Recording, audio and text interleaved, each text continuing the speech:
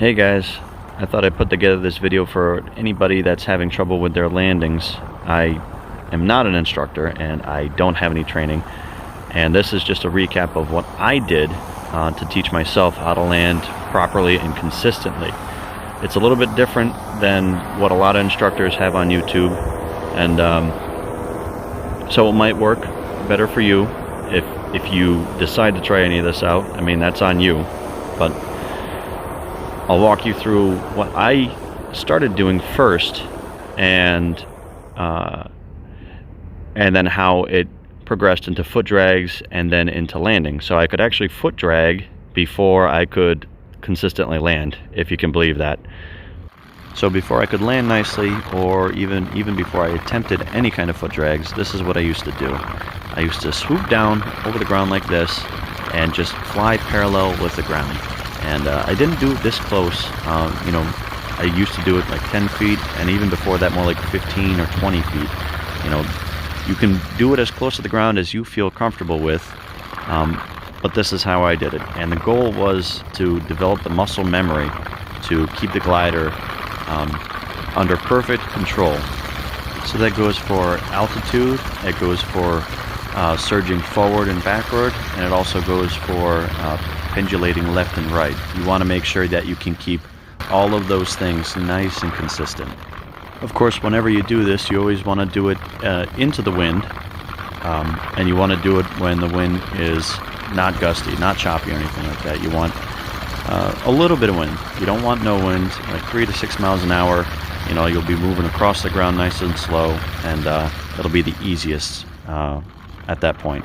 But after you've practiced enough and you can do your first foot drags, this is how mine end up going. I kind of tilt my toes up just a tiny bit before my feet hit the ground, and I kind of let my legs dangle. Some people will put one leg in front of the other one and kind of do some weirdness. I don't like it.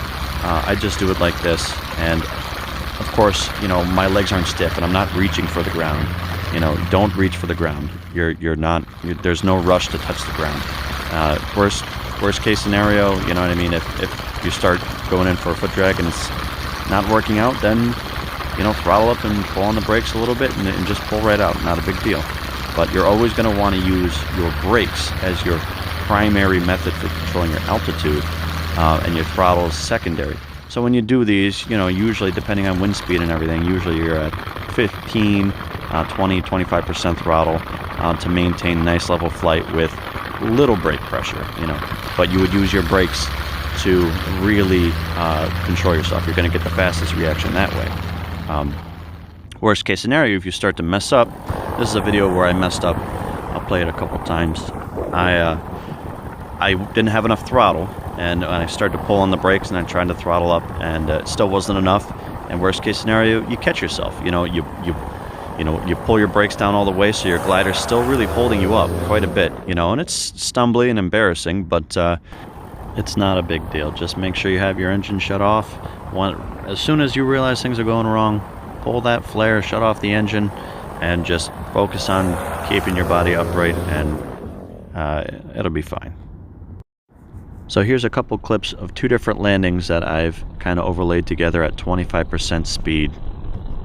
So it's almost exactly the same as the foot drag, with the only differences being you're shutting off your engine around 25 feet, whatever you're comfortable with, and obviously when the grass starts to touch the bottom of your shoes and you feel that, then you start finishing your flare, and it's smooth. It's going to be a smooth flare. You're not jerking it, but it's fairly rapid, but you're mostly trying to fly parallel with the ground for as long as you can, and you're not going to need to fly that much by the time your feet start touching the ground.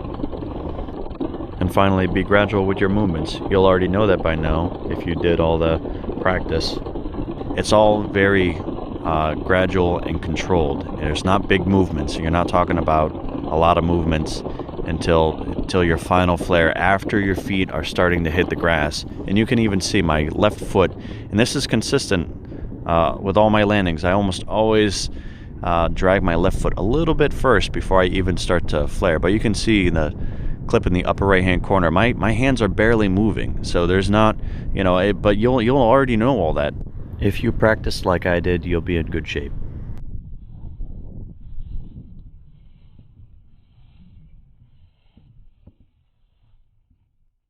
So here's the clip from the upper right from earlier at 60% speed, and just watch them. My hands are barely moving at all until the grass starts to tickle the bottom of my feet. That's when I'm flaring. And here's the same clip from the feet, and it's the same thing. You can see how this camera's mounted to the bottom of my cage, so you can see how smooth it is. It's not, I'm not wrecking my knees or anything like that. I'm not coming down hard. It's nice and smooth. There's no rush to touch the ground. That's really the key. No rush to touch the ground. You're just gonna fly as long as you can to bleed off the rest of your speed. Well, I hope this helps somebody out. Let me know in the comments, and thanks for watching.